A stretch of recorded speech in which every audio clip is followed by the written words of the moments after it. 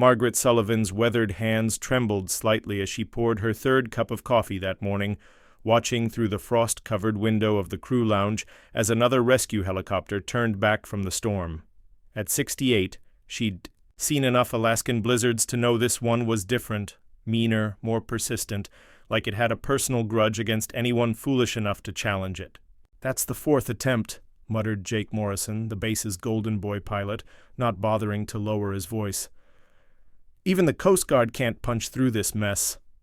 He shot a sideways glance at Margaret, his lips curling into what passed for a smile among the younger pilots.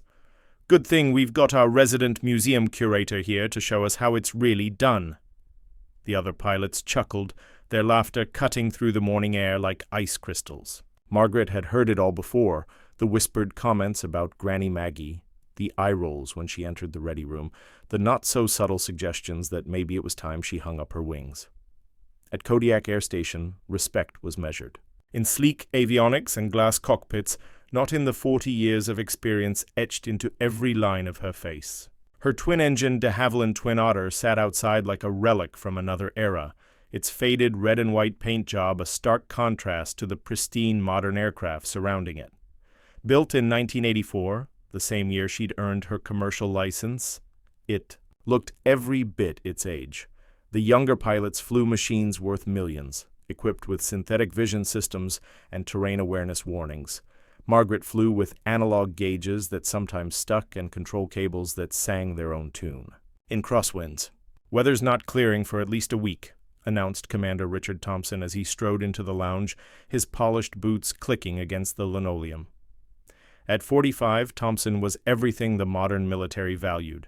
Sharp, efficient, and utterly convinced that technology could solve any problem, he'd been brought in 6 months ago to modernize operations and had made it clear that pilots like Margaret were part of the past he intended to leave behind. "The research station at Devil's Point is completely cut off," Thompson continued, addressing the room but pointedly avoiding Margaret's gaze. 12 scientists, including Dr. Patricia Wilson, who's diabetic and running out of insulin. We've had 3 helicopter crews try to reach them. All turned back. Weather Service says this storm system won't break for another 7 to 10 days. Margaret set down her coffee cup with deliberate care.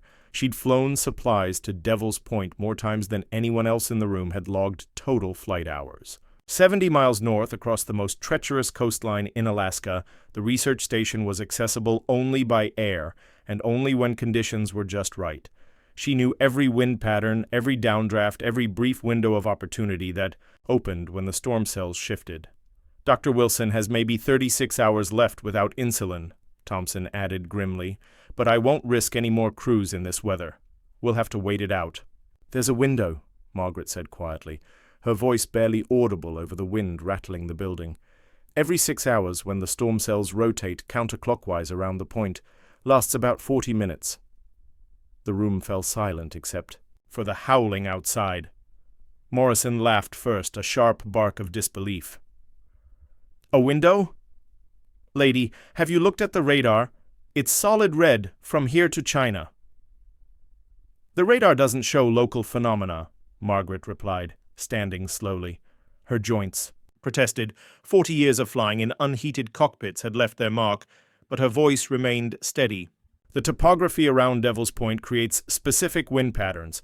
The storm cells don't hold together in the convergence zone between Twin Peaks and Razor Ridge." Thompson's expression hardened. "Sullivan, we've been over this. Your intuitive approach to weather might have worked in the bush pilot days, but modern aviation relies on data, not hunches." "It's not a hunch," Margaret said, her pale blue eyes meeting his steadily. "It's 40 years of flying that route. I've landed at Devil's Point in weather worse than this 17 times in the past 15 years. That was before we had proper safety protocols," Thompson shot back, "before we understood that gut feelings don't trump meteorological science." He gestured toward the wall-mounted weather display, its screen painted in angry reds and purples. "This is reality, Sullivan. Computer models, satellite data, real-time atmospheric readings. Not some fairy tale about magical wind corridors that only you can see." Margaret walked to the window, her reflection ghost-like against the storm outside. Her twin otter sat alone on the tarmac, snow accumulating on its wings despite the deicing. Equipment. She could almost hear it calling to her, a faithful old workhorse ready for one more impossible mission. "Dr. Wilson is going to die," she said simply. "Not on my watch," Thompson replied firmly. "I won't have a 70-year-old grandmother's death on my conscience because she was too stubborn to accept her limitations." 68, Margaret corrected, turning back to face the room. "And I'm nobody's grandmother." The words came out sharper than she'd intended, carrying decades of choices made and paths not taken. "I've been flying in Alaska since before most of you were born. I know what I'm talking about." Morrison stepped forward, his chest puffed with the confidence of someone who'd never truly failed. "Listen, maybe it's time you accepted that aviation has evolved beyond whatever cowboy nonsense you learned back in the Stone Age. We've got weather radar, satellite uplinks, terrain mapping." "You've got computers," Margaret interrupted. "I've got knowledge. There's a difference." The tension in the room was palpable now, lines drawn between the old guard and the new. Thompson sensed the shift and moved to reassert his authority. "This conversation is over. No aircraft are authorized for departure in these conditions." "That's a direct order." Margaret nodded slowly, as if accepting his decision, but those who knew her well might have noticed the slight tightening around her eyes, the way her fingers drummed once against her thigh, a habit from her younger days when she was calculating wind speeds and approach angles. "Of course, Commander," she said quietly. "You're absolutely right. Modern aviation requires modern solutions." She gathered her flight bag and headed for the door, pausing only to zip up her parka. Outside, the storm raged with undiminished fury, but Margaret Sullivan had made her decision. Sometimes doing the right thing meant breaking the rules. Sometimes being too old meant being just experienced enough to save a life when everyone else had given up. As she walked toward the hangar, she didn't see Danny Kowalski, the maintenance chief, slip out the back door and disappear into the swirling snow. She didn't know he'd been listening to every word, or that he'd already made his own decision about what needed to happen next. The storm might have grounded every other aircraft on the base, but Margaret's twin otter had been built for weather like this, and in 30 minutes, when the next window opened, she intended to prove that sometimes the old ways were the only ways that worked. Danny Kowalski found Margaret in the hangar, running her hands along the leading edge of her twin otter's wing, checking for ice accumulation with the methodical precision of someone who'd performed the same inspection thousands of times. The hangar provided little shelter from the storm. Wind whistled through gaps in the metal siding, and snow swirled in through the partially open doors. "Heard the conversation in the ready room," Danny said without preamble. At 62, he was one of the few people on base who remembered when experience counted for more than computer certifications. "Dr. Wilson's really got 36 hours, Margaret nodded, pulling the oil dipstick from the left engine. "Maybe less. Her blood sugar was already elevated when I talked to the station 3 days ago. Without insulin..." She let the implications hang in the cold air. Danny helped her check the other engine, both of them working with the easy familiarity of professionals who'd maintained aircraft in brutal conditions for decades. "Thompson's got security watching the flight line," he said quietly. "Posted. 2 guards after you left the ready room."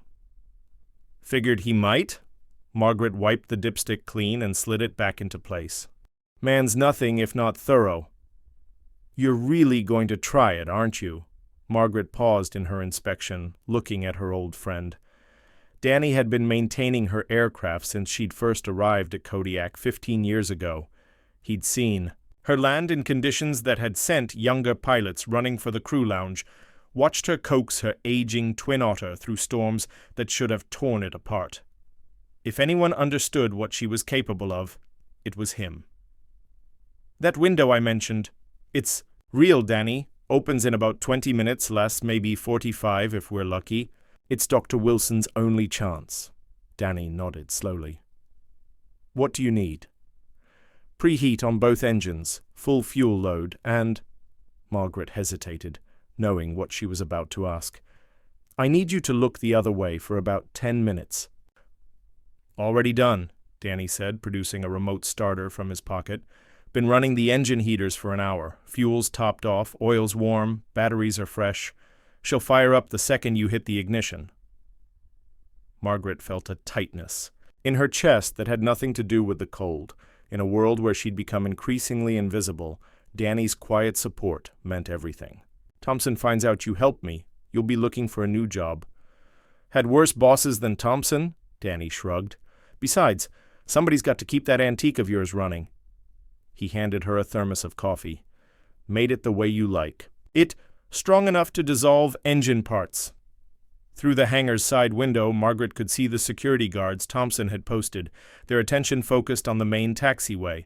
But there was another route to the runway, one that hugged the maintenance area and would keep her aircraft hidden until the last possible moment. Danny, there's something else. Margaret pulled a folded paper from her jacket pocket. 6 months ago, Dr. Wilson signed a medical waiver specifically requesting me as her emergency evacuation pilot. Had my lawyer draw it up after Thompson tried to ground me the last time. Danny examined the document, his eyebrows rising. Legal authorization for emergency medical evacuation, superseding normal command structure in life-threatening situations. He whistled softly.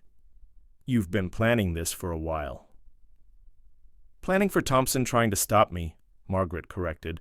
The man's got it in his head that anyone over 50 is a liability waiting to happen. Figured I'd need legal backing, eventually. Outside, the storm showed no signs of abating. If anything, the wind had picked up another 10 knots, driving snow horizontally across the airfield. Through the weather station's updates crackling over the hangar radio, Margaret could track the storm's movement. In 18 minutes, the leading edge of the first rotating cell would clear Razor Ridge, creating a brief corridor of relatively calm air. Morrison's voice cut through the radio chatter. Control, this is Pilatus 17 requesting updated weather for possible departure. The tower's response was immediate. Pilatus 17, negative on departure. Field closed to all traffic by order of base commander. Winds gusting to 80 knots, visibility 00. Margaret smiled grimly. Morrison was still trying to be the hero, probably hoping to make another attempt at Devil's Point and claim the glory. But he'd be flying blind, trusting his instruments and synthetic vision system in conditions where technology wasn't enough. The young pilot had skill, but he lacked the one thing that mattered most in weather like this. The knowledge that came from failure, from pushing limits, and learning where they really lay. You sure about that window? Danny asked, watching her check the control surfaces one final time. Sure as I can be without flying through it, Margaret replied. The storm cells have been rotating every 6 hours since this system moved in. Barometric pressure drops just before each rotation. Wind shifts from northwest to southwest, and there's a 15-minute period where the convergence zone stays stable. Danny nodded, though Margaret could see the worry in his eyes. What she was proposing wasn't just dangerous, it was potentially suicidal. Even with the window, she'd be flying through mountain passes in near zero visibility, navigating by instinct and decades-old memories of terrain features. Got a backup plan if the window doesn't open? Margaret's laugh was sharp as the wind. Outside. Turn around and try not to become a statistic. She climbed up to inspect the engine cowlings one final time. Danny, if this goes wrong, it won't, he said firmly. And if it does, that's on the weather, not on you. Dr. Wilson deserves a chance, and you're the only one who can give it to her. Through the radio, they heard Thompson's voice ordering additional security to the flight line. The commander was taking no chances, determined to prevent what he saw as an act of reckless defiance. Margaret knew he wasn't entirely wrong. What she was planning would violate half a dozen federal aviation regulations and could cost her not just her license, but her life. But somewhere 70 miles north, a woman was dying because everyone else had decided the risk was too great. Margaret had spent 40 years learning to read the sky, to understand weather patterns that couldn't be captured by computer models. If that knowledge was worth anything, it was worth this. Time to go, she said, checking her watch. The window would open in 12 minutes, and she needed to be in position. Danny opened the hangar doors, and the full fury of the storm hit them like a physical blow. Snow stung their faces, and the wind threatened to knock them off their feet. Margaret climbed into her Twin Otter's cockpit, the familiar smell of worn leather and old electronics greeting her like an old friend. Every gauge, every switch, every worn spot on the control yoke told the story of 40 years in the air. She'd trusted this aircraft with her life more times than she could count. Today, she was trusting it with someone else's. The engines fired. Up immediately, Danny's preheating paying off as the twin turboprops roared to life. Through her side window, she could see him giving her a thumbs up before disappearing back into the hangar. Margaret released the parking brake and began taxiing toward the runway, using the maintenance road to stay out of sight of Thompson's security detail. In 8 minutes, the window would open. In 9 minutes, she'd either be climbing toward Devil's Point or facing a court-martial. But Dr. Patricia Wilson would have her chance, and that was all that mattered. The old Twin Otter moved through, the storm like it was born for it, and Margaret Sullivan prepared to prove that sometimes being dismissed as obsolete was exactly what gave you the edge to do the impossible. Margaret's Twin Otter emerged from behind the maintenance hangar like a ghost materializing from the storm. The security guards Thompson had posted were huddled in their vehicle, trying to stay warm, their attention focused on the main terminal area. They never saw the aging aircraft taxi past using the parallel maintenance road that Margaret had helped design 15 years earlier. Her radio crackled to life. All aircraft, this is Kodiak Control. Field is closed to all traffic. Repeat, no departures authorized. Margaret reached over and switched off her communications, cutting the electronic umbilical cord that connected her to base authority. From here on, she was flying alone, guided only by her experience and the knowledge that Dr. Patricia Wilson was running out of time. Through her windscreen, she could see the storm cells rotating exactly as she'd predicted. The leading edge of the first cell was clearing Razor Ridge, and the barometric pressure reading on her instrument panel showed the telltale drop that preceded the window. 5 minutes, maybe 6 if she was lucky. The Twin Otter's engines spooled up as she pushed the throttles forward, and the aircraft began its takeoff roll on runway 34. The crosswind tried to push her sideways, but Margaret held the center line with inputs that were more muscle memory than conscious thought. At 68, her reflexes might not be what they once were, but her understanding of how aircraft behaved in extreme conditions was better than ever. Through the storm, she caught a glimpse of vehicles racing toward the runway. Thompson's security detail finally realizing what was happening, but it was too late. The Twin Otter lifted off into the gray wall of the blizzard, its navigation lights quickly disappearing into the swirling snow. Control to Twin Otter. November 476 Alpha, you are not authorized for departure. Return to base immediately. The radio call came through before Margaret had completely shut down her communications. She keyed the microphone one final time. Control. This is 476 Alpha declaring emergency medical evacuation under Federal Aviation Regulation 91.3.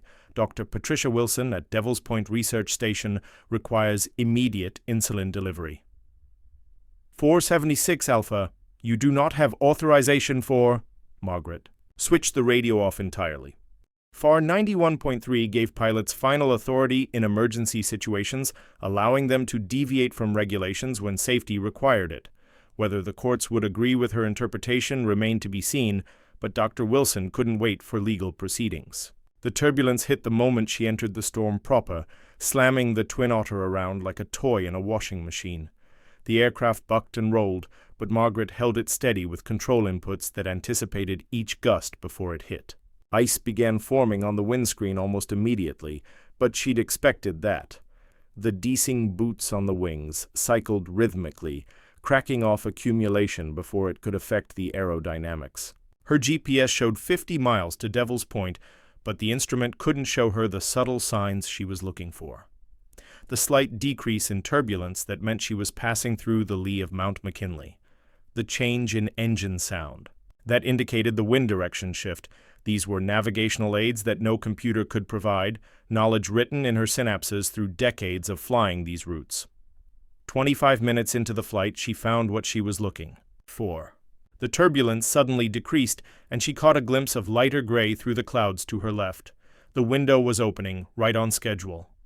Margaret banked toward it, feeling the wind shift as she entered the local weather phenomenon that Thompson's computers couldn't detect. It wasn't clear air, not by any means, but it was flyable. A corridor of relative calm between two rotating storm cells, just wide enough for a small aircraft to thread through. She had maybe 30 minutes before it closed again. 30 minutes. To cover 20 miles and find a research station that would be invisible until she was almost on top of it. She dropped down to 500 feet above the terrain, using her radar altimeter to maintain clearance over mountains she couldn't see. This was the kind of flying that modern aviation had tried to eliminate, scud running through mountains in near-zero visibility. But sometimes the old ways were the only ways that worked. Her cell phone, forgotten in her flight bag, buzzed with text messages she couldn't see. Thompson was trying every method of communication available, from official channels to personal appeals. But Margaret had crossed the point of no return the moment she lifted off. Dr. Wilson's life hung in the balance, and that trumped everything else. A flash of orange caught her eye through the swirling snow, the research station's emergency beacon exactly where it should be. She'd found them.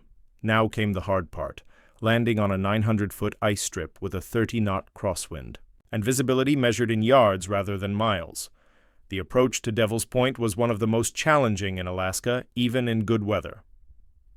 The runway sat on a narrow shelf carved into the mountainside, with deadly terrain on three sides, and only one safe approach path. In conditions like this, with ice covering everything and wind gusts that could flip an aircraft, it became a test of skill that separated the truly experienced from the merely competent. Margaret configured the Twin Otter for a short field landing. Flaps to 40 degrees, props to full fine pitch, airspeed to 55 knots. The aircraft felt mushy and unstable at such slow speeds in strong winds, but this was what it had been designed for. This was why bush pilots had loved the Twin Otter for half a century. Her radio crackled to life as she switched it back on. To monitor the research station frequency, aircraft approaching Devil's Point, this is Dr. Rebecca Mills. We can hear you but can't see you. The windsock was destroyed yesterday. Best estimate is winds from the northwest at 40+ knots. Margaret keyed the microphone. Dr. Mills, this is Twin Otter, November 476 Alpha. I have insulin for Dr. Wilson. Light any flares you have. I need a visual reference for the touchdown zone.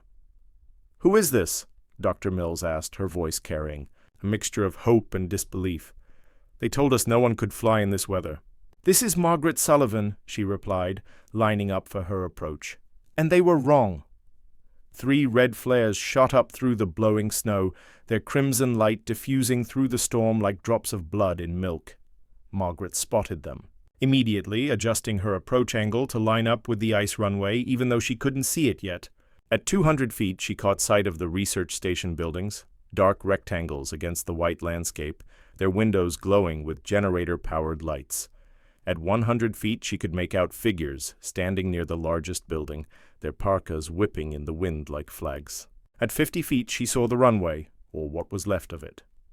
The storm had sculpted the ice into sastrugi, waves of frozen snow that would turn a normal landing into a controlled crash. Margaret pulled the power back, letting the Twin Otter sink toward the surface with the engines barely above idle. The main wheels touched first, sending a jolt through the airframe as they hit the first ridge of ice. She held the nose wheel off as long as possible, using aerodynamic braking while dancing on the rudder pedals to keep the aircraft straight. The Twin Otter bounced twice, each impact rattling her teeth, before finally settling onto all 3 wheels. She pulled the props into reverse pitch and stood on the brakes, feeling the anti-skid system cycle as the wheels alternately gripped and slid on the ice. Through her side window, she could see the end of the runway approaching fast, marked by a line of fuel barrels that would turn her aircraft into a fireball if she hit them. But she'd calculated correctly. The Twin Otter shuddered to a stop with 50 feet to spare, its nose pointing into the wind like a weather vane.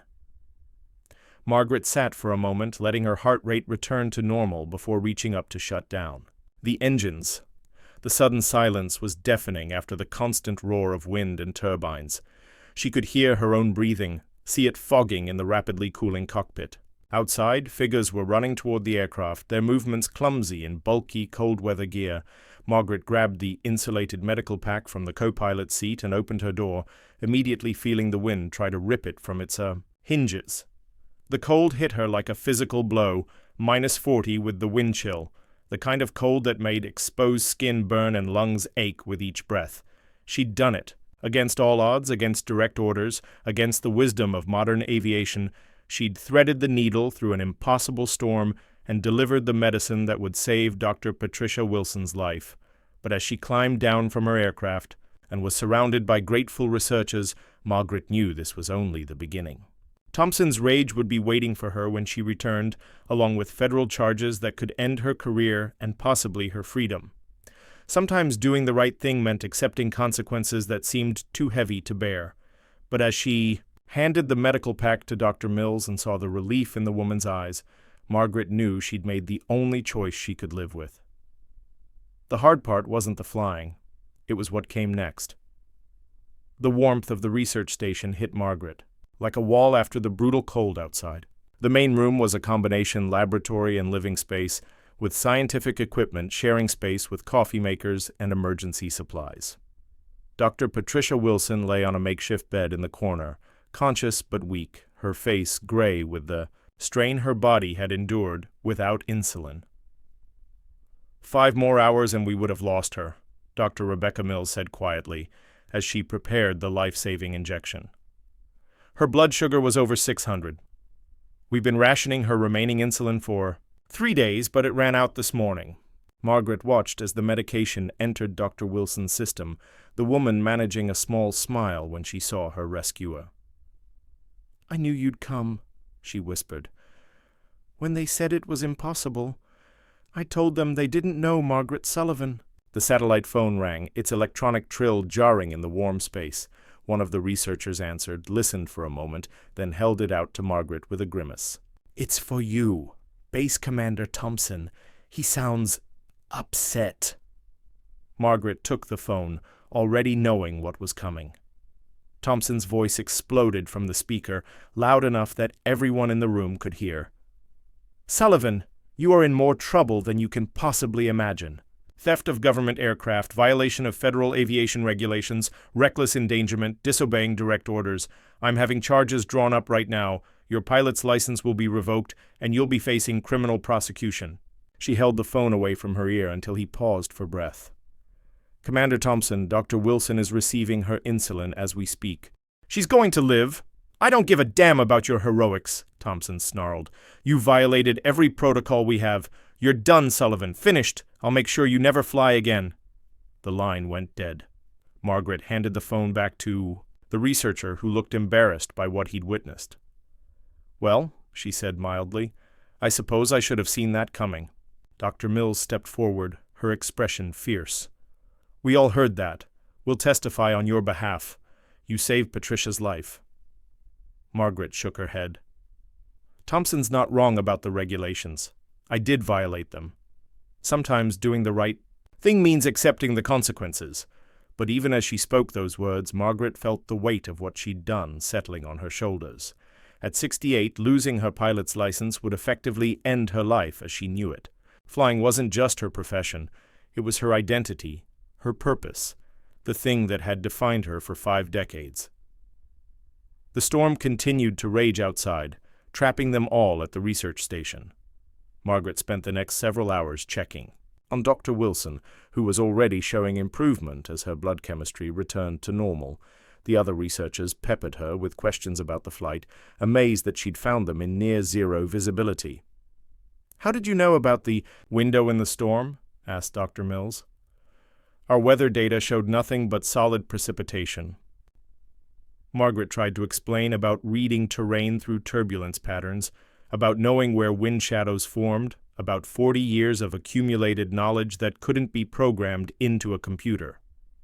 The researchers listened with the fascination of scientists encountering a phenomenon they didn't fully understand.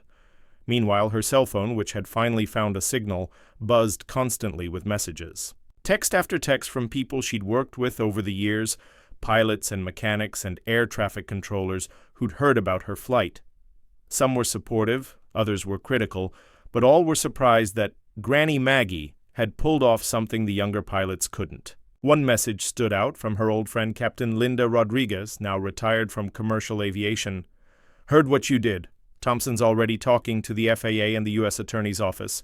You're going to need a good lawyer, and you're going to need character witnesses. I'm working on both. Don't give up, Maggie."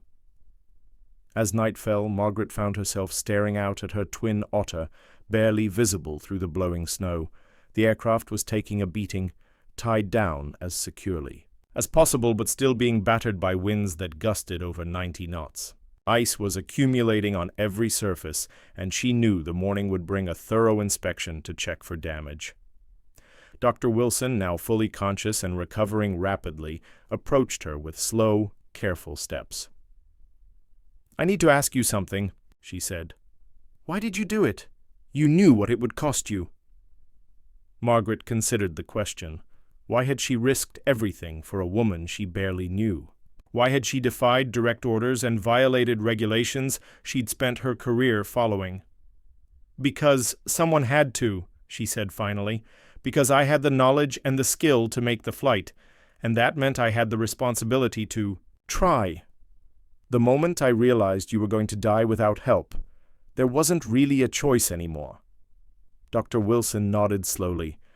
"I've been a scientist for 20 years. I understand probability and risk assessment. What you did today, the chances of success were maybe 20%.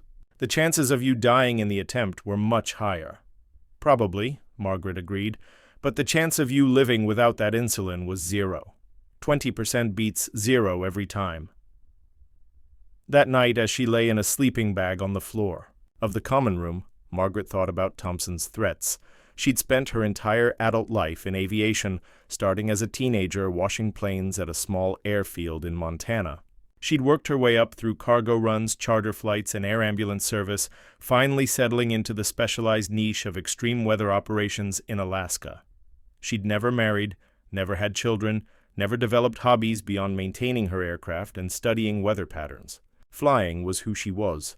Without it, she wasn't sure what would be left. But lying there in the darkness, listening to the storm rage outside and the steady breathing of the scientists she'd helped save, Margaret felt something she hadn't experienced in years, the absolute certainty that she'd done the right thing regardless of the cost. The next morning brought the first break in the weather in 4 days. The wind dropped from howling to merely strong, and gaps appeared in the cloud cover, revealing glimpses of blue sky. Margaret went out to inspect her twin otter, fearing the worst, but finding the tough old aircraft had weathered the storm with only minor damage. As she began her pre-flight inspection, she knew the weather window for departure would be brief. But she also knew that her return to Kodiak would mark the beginning of a legal battle that could end everything she'd worked for. Dr. Wilson appeared beside her, now fully recovered and moving normally. "I owe you my life," she said simply. "How can I ever repay that?" Margaret tightened a loose panel screw. "Stay healthy. That's payment enough."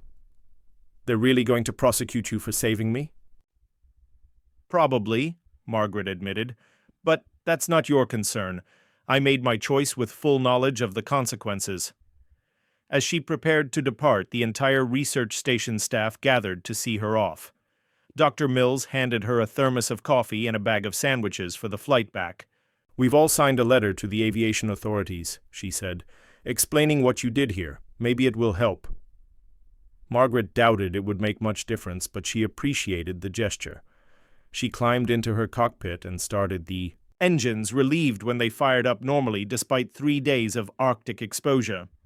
The flight back to Kodiak was almost anticlimactic after the drama of the outbound journey. She had a tailwind and good visibility, making the trip in just over an hour. But as the base appeared ahead, she could see vehicles clustered around the runway. Security trucks, official cars, and what looked like media vans.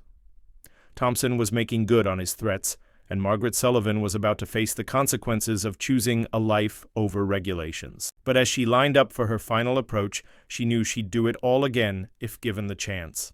Some things were worth fighting for, even when the fight seemed impossible to win. Margaret's twin otter touched down on Kodiak's main runway with Barely a bump, a textbook landing that drew reluctant nods from even the most critical observers watching from the terminal. As she taxied toward the designated parking spot, she could see the reception committee waiting, security officers, base officials, and Thompson himself, standing rigid with what looked like barely contained fury. The moment she shut down the engines and opened her door, security officer Captain James Riley approached with handcuffs already visible. "Margaret Sullivan, you're under arrest for theft of government property, violation of federal aviation regulations, and failure to comply with lawful orders." She climbed down carefully, her joints stiff after the long flight, and turned around without resistance. The cold metal of the handcuffs clicked around her wrists as Riley read her rights, his voice professional but not unkind. Behind him, she could see Thompson watching with satisfaction, finally having the confrontation he'd wanted for months. But something unexpected was happening around the edges of the scene. Danny Kowalski had emerged from the maintenance hangar, and he wasn't alone. A small crowd of base personnel was gathering. Mechanics, pilots, air traffic controllers, even some administrative staff.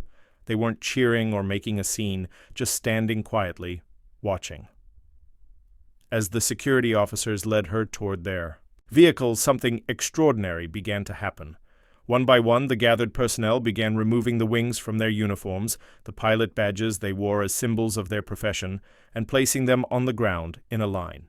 It started with Danny, who carefully unpinned his maintenance supervisor's badge and set it on the concrete. Then Chief Warrant Officer Maria Santos, who'd flown helicopters in Afghanistan, added her pilot wings to the growing line. Even some of the younger pilots who'd mocked Margaret in the past stepped forward, their expressions solemn as they joined the silent protest. "Get back to your posts!" Thompson shouted, his face turning purple.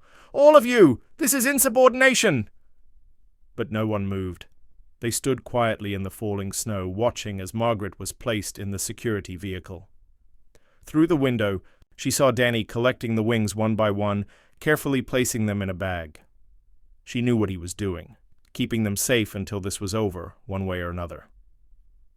Morrison, the cocky young pilot who'd mocked her just days earlier, stepped forward despite Thompson's continued shouting.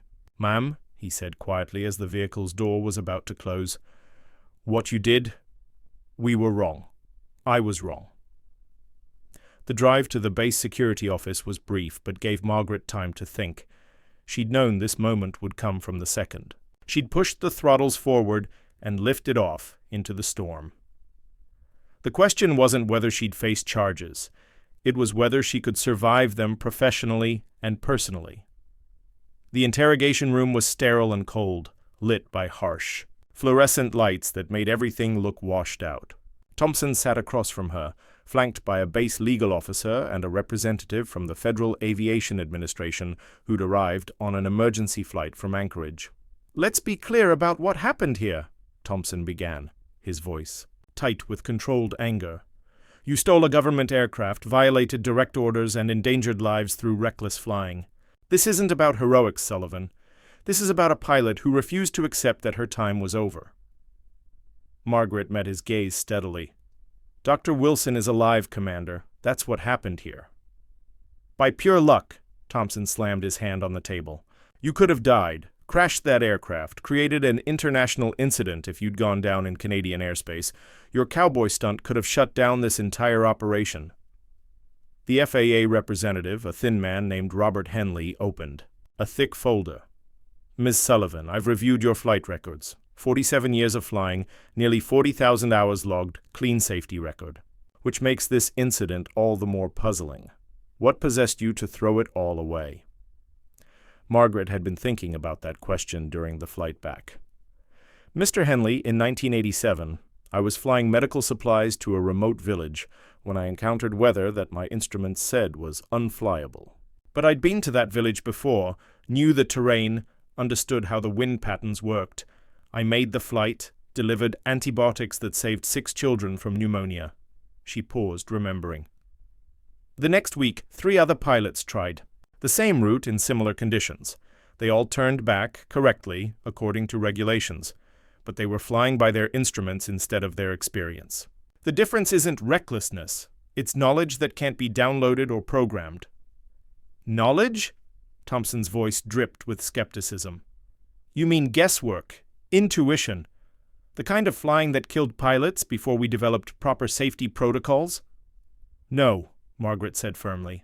I mean understanding weather patterns that form in specific geographic locations, recognizing atmospheric phenomena that don't show up on radar, reading terrain features that create localized conditions.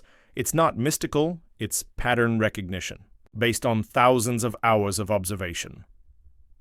The legal officer, Lieutenant Colonel Patricia Adams, leaned forward. Even if we accept that premise, you still violated direct orders from your commanding officer. Military aviation requires discipline and adherence to chain of command. Margaret nodded. You're absolutely right. I broke regulations, disobeyed orders, and used government property without authorization. I accept full responsibility for those actions. The room fell silent. Thompson had clearly expected her to deny the charges or make excuses. Her straightforward admission seemed to deflate some of his anger, while simultaneously making his position more difficult. Then you understand the serious consequences you're facing, Henley said. Revocation of your pilot's license, criminal charges, possible federal prosecution for theft of government property. I understand, Margaret replied, but I also understand that Dr. Wilson would be dead if I hadn't made that flight. Every consequence I'm facing was weighed against that reality. Thompson stood up abruptly, pacing to the window. This is exactly the kind of antiquated thinking that has no place in modern aviation. We have safety protocols for a reason, Sullivan. We have weather minimums and operational limits because they save lives. Your protocols also would have killed Dr. Wilson, Margaret pointed out quietly. Sometimes the safest choice isn't the right choice. Over the next 3 hours, they went through every detail of the flight. Margaret answered honestly, providing specifics about her route planning, weather analysis, and decision-making process. She explained the local phenomena around Devil's Point, the wind patterns that created temporary windows in storm systems, the terrain features that affected air currents. Henley took notes throughout, occasionally asking technical questions that revealed a deeper understanding of aviation than his bureaucratic appearance suggested. Thompson grew increasingly frustrated as Margaret's explanations demonstrated knowledge that couldn't be easily dismissed as recklessness. The bottom line, Thompson said finally, is that you put yourself and government property at risk based on outdated flying techniques that have been superseded by modern technology. The bottom line, Margaret replied, is that modern technology failed to save Dr. Wilson's life. Experience did. As the formal questioning concluded, Lieutenant Colonel Adams presented Margaret with a thick packet of documents. These are the preliminary charges being filed. You have the right to legal representation, and I strongly advise you to exercise that right. The first hearing is scheduled for next week. Margaret flipped through the papers, recognizing the bureaucratic language that would potentially end. Her career, theft of government property, reckless operation of aircraft, failure to obey lawful orders, violation of federal aviation regulations, each charge carrying significant penalties including possible imprisonment. But as she was finally released from the security office and stepped back into the cold Alaskan air, Margaret found something waiting for her that she hadn't expected.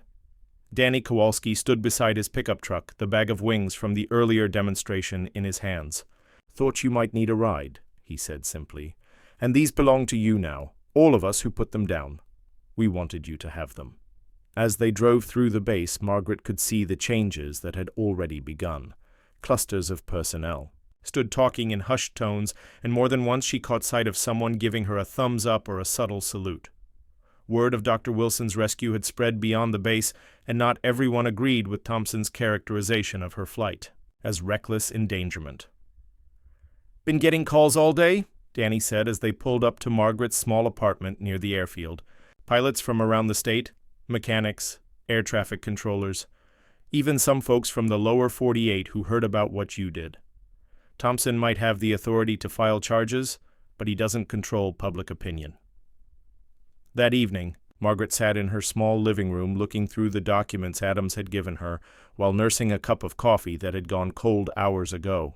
The legal language was daunting, but one thing was clear. She was facing the fight of her life, and the outcome would determine not just her future, but whether experience and knowledge would continue to have a place in modern aviation. Her phone rang constantly, reporters, lawyers offering their services, old friends calling to express support. But the call that mattered most came just before midnight. Dr. Wilson's voice was stronger now, clear and determined. "Margaret, I've been working on something since you left. You saved my life, and now I'm going to save your career. I've contacted every research institution in Alaska, every pilot who's ever flown supplies to remote stations, every scientist who's depended on pilots like you.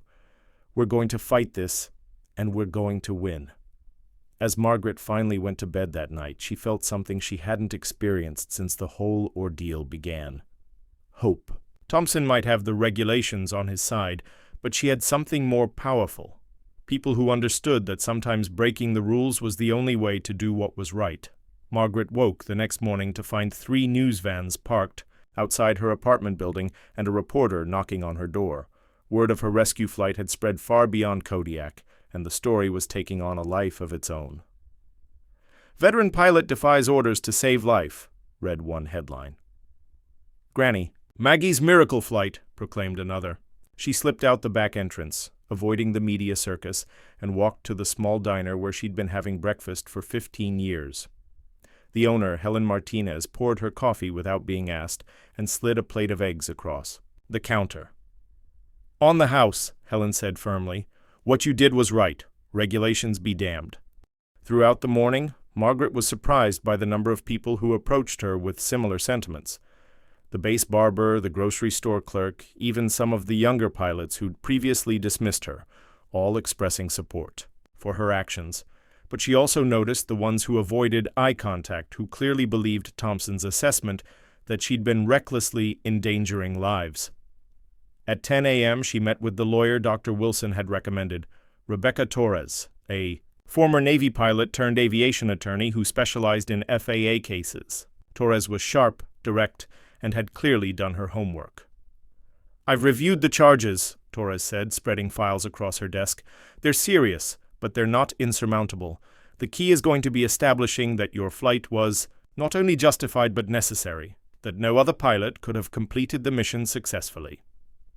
Margaret raised an eyebrow. "How do we prove that?" "By demonstrating your unique qualifications and the specific conditions that made the flight possible," Torres replied. "I've already started gathering evidence. The weather data from that day shows exactly what you predicted, localized patterns that wouldn't appear on standard meteorological models. We need to prove that your knowledge of these patterns was critical to mission success." Torres pulled out a thick folder. "I've also been in contact with other pilots who've flown similar missions. Captain Linda Rodriguez has agreed to testify about your expertise in extreme weather flying, so has former Air Force Colonel Mike Brennan, who flew with you during the 2019 earthquake relief operations." But their strongest ally was emerging from an unexpected source. Dr. Sarah Blackwood, a meteorologist at the National Weather Service, had been analyzing the weather data from the day of Margaret's flight. Her preliminary findings supported Margaret's claims about the localized wind patterns around Devil's Point. The computer models Thompson's people were using couldn't account for the specific topography, Dr. Blackwood explained during a video conference that afternoon. "The convergence zone you described, it's real. It forms when Arctic air masses interact with the coastal mountain ranges in that exact location. Your flight path took you through a brief corridor of reduced turbulence that existed for approximately 47 minutes. Torres leaned forward. "Would other pilots have been able to detect this phenomenon?" "Not without extensive local knowledge," Blackwood replied. "The patterns are too subtle for standard weather radar, and they don't appear in our regional forecasting models. Margaret's description of the barometric pressure changes and wind direction shifts matches our data perfectly.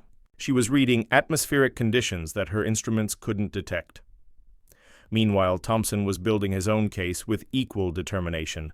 He'd requested Margaret's complete flight records, interviewed every pilot who'd been on duty during her departure, and brought in FAA officials to review what he termed a dangerous precedent that could encourage other pilots to ignore safety protocols.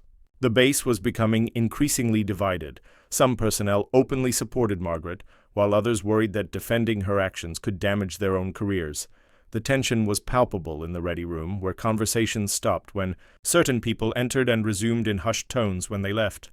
Morrison, the young pilot who'd mocked Margaret before her flight, found himself in an uncomfortable position. Several of his peers expected him to support Thompson's position, but he couldn't forget watching Margaret's twin otter disappear into conditions he'd declared unflyable. His confidence in technology over experience had been shaken in ways he was still trying to understand. 3 days after Margaret's return, Morrison approached her in the hangar where she was conducting a thorough inspection of her aircraft for storm damage. "I need to ask you something," he said, his usual swagger replaced by genuine uncertainty. Margaret looked up from checking the engine cowlings. "What's on your mind? That flight you made, how did you know it would work? I mean, really know, not just hope or guess.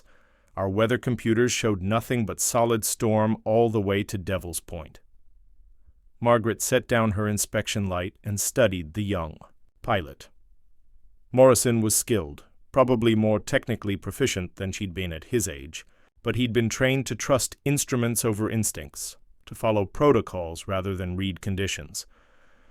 "Tell me about the last time you flew in weather that pushed your limits," she said. Morrison thought for a moment. "Last month, coming back from Anchorage, got caught in a snow squall. Visibility dropped to maybe a quarter mile, but my synthetic vision system showed me exactly where the terrain was, so it wasn't really dangerous." "What did the air feel like?" Margaret asked. "Feel like?" "The turbulence, the way the aircraft responded to control inputs, how the engine sounded, what your body was telling you about the conditions outside." Morrison looked confused. "I don't understand." "The instruments told me everything I needed to know," Margaret nodded. "That's the difference. Your instruments told you what the weather was doing at that moment, in that specific location. My experience told me what it was going to do, where it would change, how the terrain would affect the patterns." She gestured toward her twin otter's analog instrument panel. "I've been flying this route for 15 years. I know that when the barometric pressure drops 3 millibars in 20 minutes, while the wind direction shifts from northwest to southwest, it means the storm cell is rotating and a window is about to open. I know that the mountains around Devil's Point create specific wind shadows that last exactly 47 minutes before the patterns shift again." Morrison studied the older woman's face. "How long does it take to learn that kind of thing?" "Decades," Margaret said honestly. "And you have to be willing to push boundaries, to test limits carefully, and learn from every flight. Modern training teaches you to stay within safe parameters, which is smart, but sometimes safe parameters aren't enough." That evening, Margaret received a call that changed everything. Dr. Wilson, now fully recovered and back at work, had been busy building a case of her own. "I've documented every supply flight to Devil's Point over the past 10 years, she said. "Guess whose name appears on the pilot roster for every emergency mission in severe weather conditions?" Margaret smiled grimly. "Let me guess. Yours. 17 flights in conditions that grounded other aircraft. 17 successful deliveries of critical supplies and personnel. You're not just any pilot, Margaret. You're the pilot. The one person who specialized in that route, who understood it better than anyone else." Dr. Wilson's documentation would prove crucial to Torres's defense strategy. It established Margaret not as a reckless rule breaker, but as the most qualified pilot, available for the specific mission. Combined with Dr. Blackwood's meteorological analysis and the testimony of respected aviation professionals, a picture was emerging of someone whose actions, while technically illegal, were both necessary and uniquely informed. But Thompson wasn't giving up. He'd brought in additional FAA investigators and was pushing for expedited proceedings that would resolve the case quickly, and he hoped make an example of Margaret that would deter other pilots from similar actions. The preliminary hearing was set for the following Monday. Margaret would face a military tribunal to determine whether the charges should proceed to court-martial, while parallel FAA proceedings would decide the fate of her pilot's license.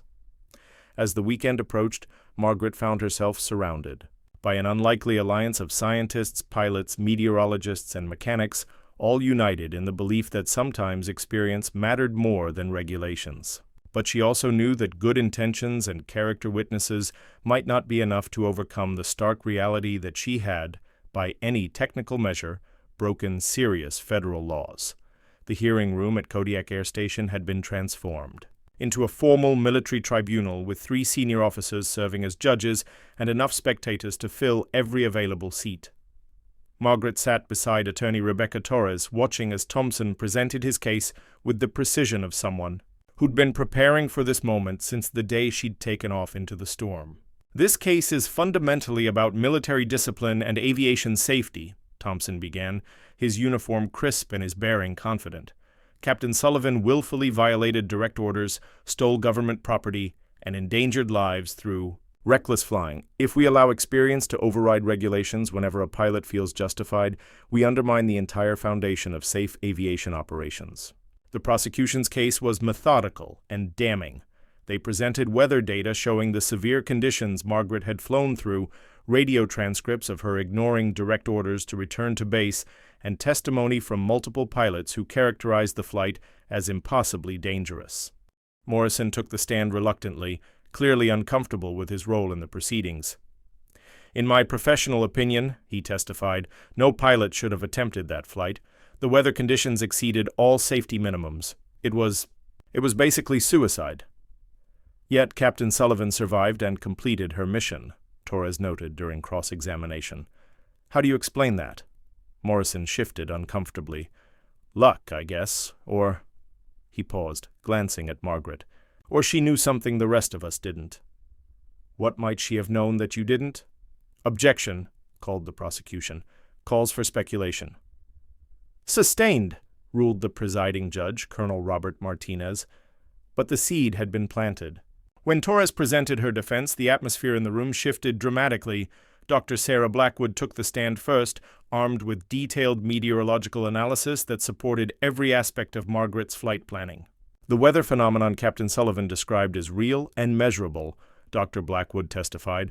"Our post-flight analysis confirms that a 47-minute window of reduced turbulence occurred exactly when and where she predicted. The barometric pressure readings, wind direction shifts, and storm cell rotation patterns all match her description perfectly." "Could this phenomenon have been detected by standard weather radar?" Torres asked. "No, the patterns are too localized and too subtle. They're caused by specific topographical features around Devil's Point that create unique atmospheric conditions. Captain Sullivan's knowledge of these patterns appears to be based on extensive empirical observation over many years." Captain Linda Rodriguez followed, her testimony carrying the weight of 30 years in commercial aviation. "Margaret Sullivan is the most skilled extreme weather pilot I've ever known," she stated firmly. "Her knowledge of Alaska's unique flying conditions is encyclopedic. She doesn't take unnecessary risks. She takes calculated risks that others can't calculate because they lack her experience." But the most powerful testimony came from Dr. Patricia Wilson herself, who had flown from Devil's Point specifically. To testify, weak but determined, she took the stand and spoke directly to the judges. "I was dying," she said simply. "Not might die, not could die, was dying. My blood sugar had reached levels that would have caused organ failure within hours. Every pilot on this base had declared the weather unflyable." Margaret Sullivan looked at the same data and saw something different, a window of opportunity that existed because she understood the terrain and weather patterns better than any computer model. Dr. Wilson paused, letting her words sink in. "The prosecution keeps talking about regulations and safety protocols, but what's the point of safety protocols if they prevent you from saving lives?" Margaret didn't break the rules recklessly. She broke them knowledgeably, with full understanding of the risks and capabilities involved. Torres then called a series of witnesses who painted a picture of Margaret's expertise that even Thompson couldn't dismiss. Maintenance Chief Danny Kowalski testified about her meticulous aircraft care and conservative approach to equipment limitations. Air traffic controllers described her as consistently professional and safety-conscious. Scientists from multiple research stations spoke about her reliability during critical supply missions. The turning point came when Torres introduced evidence that no one had expected. "Your Honors, I'd like to present FAA Advisory Circular 9174A, which specifically addresses pilot decision-making in emergency situations." She handed copies to the judges and read aloud. When the pilot in command determines that an emergency situation requires immediate action for the safety of persons or property, the pilot is authorized to deviate from any rule to the extent necessary to handle that emergency. Torres looked directly at the judges. Dr. Wilson's insulin shortage constituted a medical emergency. Captain Sullivan's flight was not a violation of regulations. It was an authorized emergency response under existing FAA guidelines. Thompson jumped to his feet. That regulation applies to in-flight emergencies, not ground-based decisions to ignore weather minimums. Actually, Torres replied calmly, the regulation doesn't specify location. It authorizes deviation from rules when necessary to protect life or property. Dr. Wilson's life was in immediate danger, and Captain Sullivan was the only pilot with the experience and knowledge necessary to save it. The legal arguments continued for hours, but Margaret could see the shift in the judge's demeanor. What had begun as a clear-cut case of military disobedience was becoming a complex question of when experience should override protocol. During a recess, Morrison approached Margaret in the hallway. "I need to tell you something," he said quietly. "After your flight, I went back and studied the weather data. I ran simulations on my aircraft's systems, tried to figure out how you did it." He paused. "The thing is, even knowing what you knew, even with all my modern equipment, I don't think I could have made that flight. It wasn't just knowledge, it was skill I don't have yet." "Yet," Margaret emphasized. "You're a good pilot, Morrison. You just need to learn that instruments don't fly aircraft. Pilots do." When the tribunal reconvened for closing arguments, Torres delivered a passionate defense that resonated throughout the room. "This case will determine whether we value rules over results, protocol over performance, computers over conscience." Margaret Sullivan didn't break regulations out of arrogance or recklessness. She broke them out of knowledge and necessity. Torres gestured toward the crowded spectator section. "Look around this room. These people understand what Captain Sullivan represents. She's not just a pilot. She's a repository of irreplaceable knowledge, accumulated over decades of flying, in conditions that would challenge the best technology we have. To punish her for using that knowledge to save a life would be to declare that experience has no value in modern aviation." Thompson's closing argument was equally forceful. "If we excuse Captain Sullivan's actions, we open the door for every pilot to decide which regulations apply to them. Military aviation requires discipline and standardization. We cannot allow individual judgment to override collective wisdom encoded in our safety protocols." The judges deliberated for 2 hours that felt like 2 days. When they returned, Colonel Martinez's expression was unreadable as he addressed the packed courtroom. "This case has forced us to examine fundamental questions about the role of experience. In modern aviation," he began, "Captain Sullivan clearly violated multiple regulations and disobeyed direct orders. These are serious offenses that cannot be ignored." Margaret felt her heart sink, but Martinez continued. "However, the evidence presented has convinced this tribunal that Captain Sullivan's actions, while technically illegal, were both necessary and uniquely informed. Dr. Wilson's medical emergency required immediate action. The weather conditions that grounded other aircraft were navigable by someone with Captain Sullivan's specific knowledge and experience. Most importantly, her flight succeeded in its primary objective, saving a life." Martinez looked directly at Margaret. "Therefore, this tribunal finds that while Captain Sullivan did violate regulations, she did so under emergency circumstances that justified such violation. All charges are dismissed." The courtroom erupted in applause, but Margaret barely heard it. She'd won, but the victory felt strange. Vindication mixed with exhaustion, relief tempered by the knowledge that the aviation world had fundamentally changed during this process. 6 months after the tribunal, Margaret stood on the tarmac at Kodiak Air Station, watching a new generation of pilots conduct pre-flight inspections with a mixture of digital precision and hard-earned caution. The base had changed since her vindication, not dramatically but in subtle ways that spoke to a shift in how experience was valued alongside technology. Commander Thompson had been quietly transferred to a Pentagon desk job 3 weeks after the hearing, officially for career development opportunities, but everyone knew the real reason. His replacement, Colonel Sarachen, was a pilot who'd flown both modern jets and vintage aircraft, someone who understood that innovation didn't require abandoning wisdom. Morrison approached Margaret as she finished her own pre-flight check, his cocky swagger replaced by something more thoughtful. "Mind if I ask you something about the flight plan you filed for Devil's Point last week?" Margaret looked up from her oil dipstick reading. In the months since the trial, Morrison had become an unexpected student, asking detailed questions about weather interpretation and terrain analysis. "What about it?" "You marked a holding pattern at Twin Peaks that doesn't appear on any standard approach chart. But when I flew the route last month, I needed exactly that holding pattern when the winds shifted." "How did you know?" "Because I've been caught in that exact situation before," Margaret replied.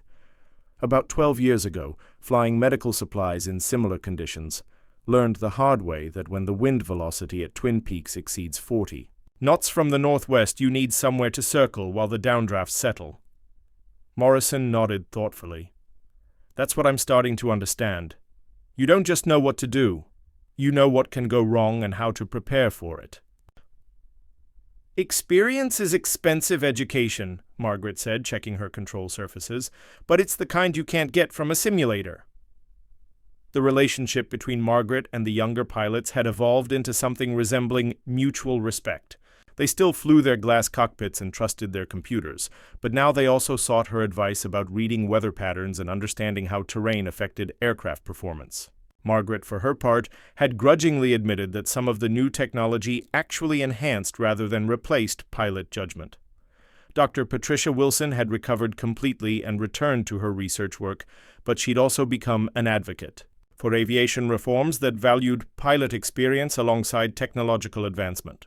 Her testimony at Margaret's trial had been covered by aviation publications nationwide, sparking discussions about the role of human judgment in increasingly automated systems. "I've been thinking about something," Wilson said during one of her regular visits to the base. "Your knowledge of these weather patterns, it's not written down anywhere, is it? When you retire, it all disappears." Margaret had been thinking about the same thing. At 68, she knew her flying days were numbered, not by regulation or age discrimination, but by the simple reality that reflexes slowed and bodies aged. The question was, what would happen to everything she'd learned? "I've been working on something," Margaret admitted, "a training program that combines traditional weather observation with modern forecasting technology. Kind of a hybrid approach that teaches pilots to use instruments and intuition together." Wilson's eyes lit up. "The research station would be perfect for that kind of training. We could set up a program where pilots learn to read actual conditions, in real terrain, not just simulate them." The idea had merit, and over the following months, Margaret found herself developing something she'd never expected, a second career as an instructor. Working with Colonel Chen's support, she designed a curriculum that taught experienced pilots to interpret the subtle signs that computers missed while also showing them how to integrate that knowledge with modern technology. Morrison was among her first students eager to learn the skills that his high-tech training had missed. "It's humbling," he admitted, after a particularly challenging lesson in reading wind patterns around mountain peaks. "I thought technology made us better pilots, but really it just made us more dependent." "Technology is a tool," Margaret replied. "The question is whether you control the tool or it controls you." Her classes became popular throughout Alaska's aviation community, drawing pilots from commercial airlines, charter services, and government agencies. They came to learn what computers couldn't teach: how to read the sky, interpret terrain effects, and make decisions based on knowledge that couldn't be downloaded or programmed. 1 year after her trial, Margaret received an unexpected honor. The Alaska Aviation Heritage Museum invited her to display her Twin Otter as a living exhibit, an aircraft that visitors could tour while learning about the history of bush flying in Alaska. But unlike typical museum pieces, her plane would continue flying, used for training flights where new pilots could experience what flying was like before automation took over. "It's perfect," Danny Kowalski said, as they prepared the aircraft for its first museum demonstration flight. "Granny Maggie becomes part of history, but the history keeps flying."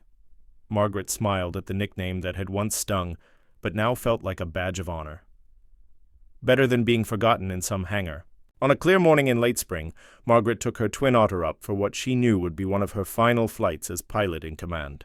The mountains around Kodiak stretched endlessly in all directions, their peaks catching the early sunlight like jewels.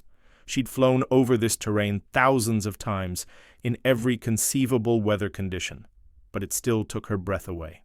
As she banked toward Devil's Point, now a routine supply run rather than an impossible rescue mission, Margaret reflected on how much had changed since that stormy day when she'd defied orders to save a life. The aviation community had learned to value experience alongside innovation, to trust pilot judgment while still respecting safety protocols. More importantly, a new generation of pilots was learning that flying wasn't just about getting from point A to point B safely. It was about understanding the medium you move through, reading the signs that nature provided, and making decisions based on knowledge that came from years of watching, learning, and occasionally failing. Her radio crackled with a transmission from Kodiak Control. "Twin Otter 476 Alpha, this is Control. How are conditions looking up there?" Margaret keyed the microphone, smiling at the question that would once have been answered with instrument, readings, and computer data. "Control, this is 476 Alpha. Sky's telling me we'll have good weather for the next few hours, but there's a pressure system building from the northwest that might bring some excitement later this afternoon." "Copy. That 476 Alpha. Thanks for the local knowledge." Local knowledge. That's what it had always been about. The accumulated wisdom that came from paying attention, from learning the lessons that the sky taught those willing to listen. Margaret had spent 40 years gathering that knowledge, and now she was passing it on to pilots who would need it long after her generation was gone. As she lined up for the approach to Devil's Point, Margaret could see the research station below, its buildings looking exactly as they had on that desperate day when Dr. Wilson lay dying and everyone else had given up. But now the landing strip was clear, the weather was perfect, and her arrival was routine rather than miraculous. Sometimes the greatest victories weren't the dramatic rescues or impossible flights.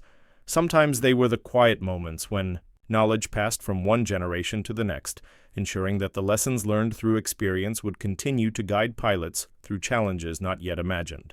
Margaret Sullivan's Twin Otter touched down smoothly on the Devil's Point airstrip, another successful flight in a career full of them. But this time, her victory wasn't measured in lives saved or regulations overcome. It was measured in the certainty that when she finally hung up her wings, the sky would still be readable by those who'd learned to see it through her eyes. The old ways and the new ways had found their balance, and aviation was stronger for it. And somewhere in the mountains of Alaska, the wind still sang its ancient songs to those with the wisdom to listen. If you enjoyed this story, don't forget to hit the subscribe button and become a part of our Everyday Life Stories community. Where are you watching from? Drop a comment below. We love hearing from our amazing viewers around the world.